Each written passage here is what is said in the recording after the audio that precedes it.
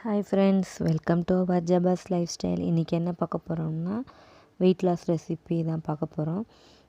கோதுமை, அதாவது புரோக்கன் கோதி உப்புமா தான் பார்க்க போகிறது. அதாவது சம்பா கோதுமையை உடச்சி வச்சுருப்பாங்க, அதை தான் வந்து நான் உப்புமா பண்ணியிருக்கேன். வாங்க பார்க்கலாம். அதுக்கு தேவையான பொருட்கள் எடுத்து வச்சுருக்கேன். கடலைப்பருப்பு 2 ஸ்பூனு, கடலைக்கொட்டை ஒரு 3 ஸ்பூன் எடுத்து வச்சுருக்கேன். வெங்காயம் 2 கட் பண்ணி வச்சுருக்கேன். பச்சை மிளகா 2 எடுத்து வச்சுருக்கேன். கொத்தமல்லி, கருவேப்பிலை கொஞ்சம் எடுத்து வச்சுருக்கேன். முந்திரி கொஞ்சம் எடுத்து வச்சுருக்கேன். கல் உப்பு, நெய் எடுத்து வச்சுருக்கேன். ஒரு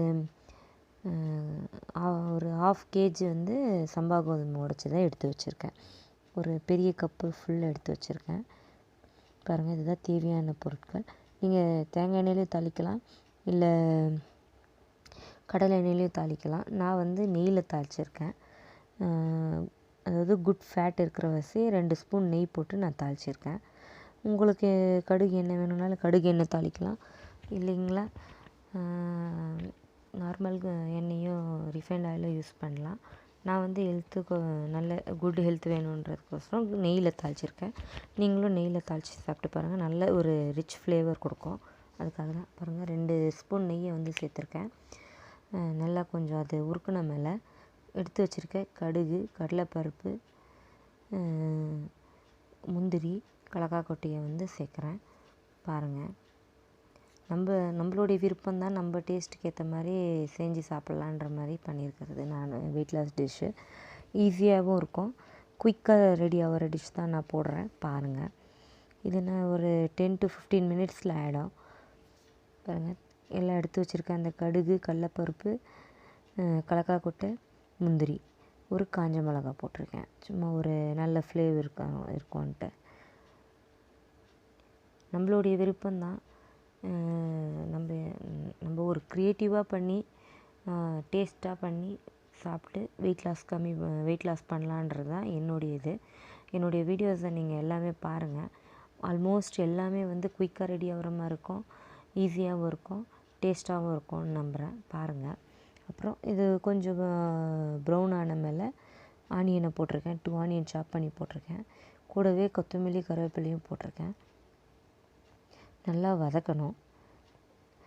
நான் சொன்னேன் இல்லைங்களா, தீபாவளி கழித்து நான் வந்து வெயிட் லாஸ் பண்ணலாம் அப்படின்ட்டுருக்கேன், சேலஞ்ச் பண்ணலான்ருக்கேன். அது வீடியோ வந்து நான் உங்களுக்கு அப்லோட் பண்ணுறேன். ஃபஸ்ட்டு வந்து எக் டயட் பண்ணலான்ருக்கேன், ஒரு 3 days. நான் இதுக்கு முன்னாடி இப்போ எக் டயட் பண்ணல, நார்மல் டயட் பண்ணியிருக்கேன். இப்போ வந்து நான் எக் டயட் பண்ணலான்ருக்கேன். நெக்ஸ்ட் இன்டர்மீடியேட்டும் பண்ணுறேன், எல்சிடியும் பண்ணுறேன். வாங்க, நீங்களும் சேலஞ்ச் பண்ணுங்கள். யார் யார் என் கூட சேலஞ்ச் பண்ணுறேன்றீங்களோ அவங்க எல்லோரும் கமெண்ட் செக்ஷனில் கமெண்ட் பண்ணுங்கள். ஃபஸ்ட்டு எக் டயட் பண்ணுறேன், 3 days தான் பண்ணுறேன், ஜாஸ்தி பண்ணக்கூடாது எக் டயட்டு. அதனால் வந்து 3 days சேலஞ்ச் பண்ணி நான் எவ்வளோ லாஸ் பண்ணுறேன் அப்படின்றத நான் வந்து அப்டேட் கொடுக்குறேன் பின்னாடி. பாருங்கள், மறக்காமல் ஜபாஸ் லைஃப் ஸ்டைலை சப்ஸ்கிரைப் பண்ணிவிடுங்க. சப்ஸ்கிரைப் பண்ணாதவங்க பெல் பட்டனையும் கிளிக் பண்ணுங்கள், லைக் பண்ணுங்கள். பாருங்கள், நான் போட்டிருக்க வெங்காயம் வந்து நல்லா வதங்கணும். ரொம்ப ப்ரௌனாக வதக்கக்கூடாது, லைட்டாக ஒரு 50 to 70% ஃப்ரை பண்ணால் போதும். 90% தேவையில்லை, ஏன்னா அது வந்து தீஞ்ச மாதிரி ஆகிடும். ஒரு 70% குக் ஆகிற மாதிரி ஆனியனை வந்து நல்லா ஃப்ரை பண்ணணும். நல்லா ஃப்ரை பண்ண மேலே வாட்டர் ஆட் பண்ணிக்கணும். பாருங்கள், நல்லா வதங்கின மேலே கொஞ்சமாக அதில் சால்ட் ஆட் பண்ணிக்கோங்க. இதில் காமிக்கலை, நீங்கள் கொஞ்சமாக சால்ட் ஆட் பண்ணிக்கோங்க, பிஞ்ச் சால்ட். அப்போ தான் அந்த ஆனியன் வந்து லைட்டாக கொஞ்சம் உப்பு இருக்கிற மாதிரி இருக்கும், சாப்பிடும்போது கரெக்டாக இருக்கும், பேலன்ஸாக இருக்கும்.